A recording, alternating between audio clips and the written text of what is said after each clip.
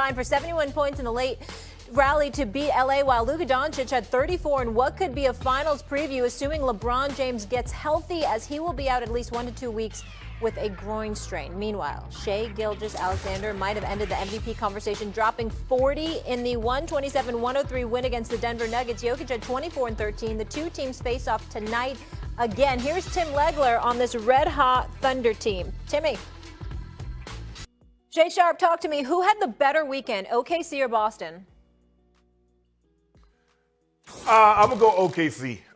Like I said, the other night, they gave their top 4 guys the night off, and it was their role players that did the job, and they won. And they won yesterday. It's how they won. With a 41-point fourth quarter against the Denver Nuggets. And look, we know Denver is not an outstanding defensive team, but man, Shai doing what he does. You get Jalen Williams, and you got 3 or 4 guys off the bench that can consistently give you 20 points. They've been very impressive. Like Leg said when he was talking last night, they've been equally as impressive, because it looks like we're going to have 2 teams winning that might win 70 games. We've never had that before. But OKC, with the way they're playing in shape, most 20, 30, 40, 50-point games, the consistency in which he's playing. Jalen Williams looks like he's going to be an all-NBA player this year. They got 2 big guys that can battle you on the glass, that can challenge shots, and defensively, they can defend on the wing. You bring in Isaiah Joe, Wiggins can score. You got Lou Dort. Man, OKC, I was very, very impressed. I got 5 on it. How about Jason Tatum this weekend? Sensational. You know, last week they had that on LeBron and Luka. 40. They lost that game to Cleveland. They've got some Whatever. issues with the way they can hold the lead.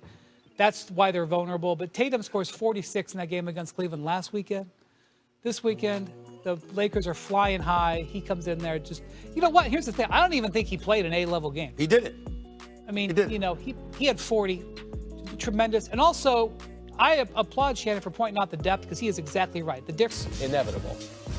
All right, to that number 2 team in the Western Conference, LeBron James expected to miss at least 1 to 2 weeks with a growing strain. That, according to what sources are telling our Shams Charania. LeBron downplayed the injury after Saturday night's loss in Boston.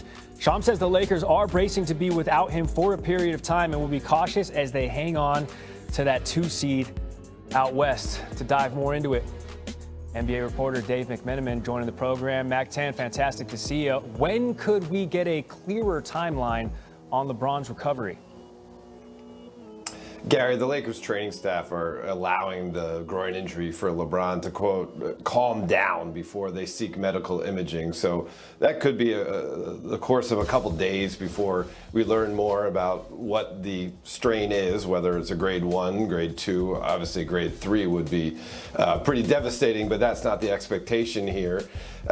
In the meantime, as you mentioned, sources have told both me and Shams Charania that his absence is expected to be measured in weeks and not days. And so the Lakers have this tough stretch ahead of them, 6 games in the course of 8 days starting on Thursday, and they could be missing LeBron for the entirety of that stretch. You're talking about it's measured in weeks. We have about 4 weeks left in the regular season, so we're running up against it.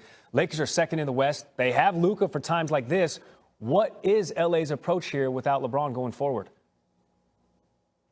You know, a team source told me that it's business as usual, that they've already had to establish a next up mentality throughout the entire season, and this will only extend to the period that they're facing right now. There was no outside of the ordinary messaging that was delivered to the team as they had their meetings from Boston to New York in preparation for this Nets game, and certainly they had already begun to put the ball in Luka's hands.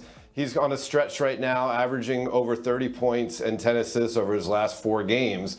They're just going to continue to have him be the hub of the offense. And certainly the fact that they got Austin Reeves back from that that hamstring injury that he was feeling before LeBron had to go out is a benefit, because this will now be Luka and AR shouldering the load of the Lakers offense while LeBron's getting right. Man, and that offense is going to have to be working overtime. LA has 7 games in the next 11 days, 2 against Milwaukee and 2 against Denver, who right now they're evened up with, second seed in the Western Conference. That's Dave McMenamin joining us with the latest this morning on SportsCenter. Mac-10, much appreciated. All right, finish of the night, though, coming from out west, the storied California rivalry between the Kings and the Clippers. But actually right now, 9-seed Sacramento, 8-seed LA, final seconds regulation, we're tied. Zach LaVine trying to be the hero. No dice. So we need 5 more minutes, man. We got to Scotty McCreery this thing and go to overtime. Song, dude, it makes me cry every time. Well, I'm saying In the figurative sense, 13 wins and counting. And listen, we've gone on record. Me and Randy are not farmers, but we know healthy Cavs when we see them. And none healthier than Spider Mitch and these Cavaliers trying to get to their second 14-game win streak of the season. This will help. Spider using his Cavs to elevate, hit the triple, 15 points for him. Cavs starting a run right here, less than a minute later. D-Wade in the corner. Dean Wade in the corner. It's a 6-0 run, 7 minutes to go. Giannis had 30 points in this game for the Bucks, who have had a hard time beating the top 3 teams in the East. They haven't. 0-3 against Boston, 0-3 against Cleveland, 0-2 against the Knicks. Isaac Okoro, he hit the triple, then he got it done close range. Darius Garland, he went to Jarrett. It was part of a 13-0 run. The Cavaliers now get their 14th straight win, 112-100. All 5 starters were in double-digit in scoring. So with their 14th straight win, Cavs now on pace to win 69 games this season. That put them in a tie for 3rd most by any team in the season in league history. 3 of the other 4 teams to reach that mark won the NBA title. It was the Warriors who lost in 7.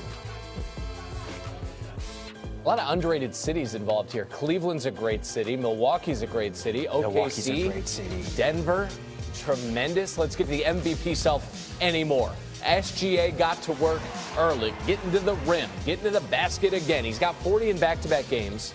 He said that's what it's all about for me. I love MVPs. I love All-Stars. I love all the accolades that come with it. None of it matters if you don't win.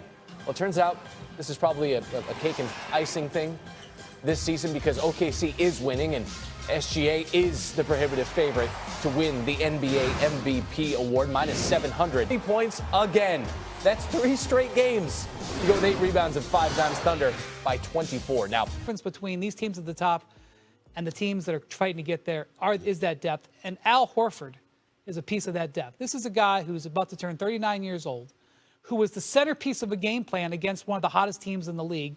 And it was very proof. That's true. But he still dropped 40. He did. Do you see? I mean, Malika Andrews came up with the nickname Shea Butter. I love it because I mean the brothers. But I mean, he is so special. This is who it is, MVP to be. Okay, should have been. He was my MVP last year. He's gonna be my MVP this year. He's going to win it this year because he deserves it. And then you see Jalen Williams. I called upon him to come alive in the second half because SGA needs your help, baby. What does he do? He shows up in the second half. He does this thing. You see, they got size. They got shot blocking ability. They've got defensive prowess. Look at this right here. NBA rankings in defense and hustle categories. Number 1 in defensive efficiency, field goal percentage defense, 3-point percentage defense, steals per game, turnovers forced per game, points off turnovers per game, deflections per game, loose balls recovered per game, charges drawn per game. I mean, damn, this is the Oklahoma City Thunder. So I get what you're saying. OKC,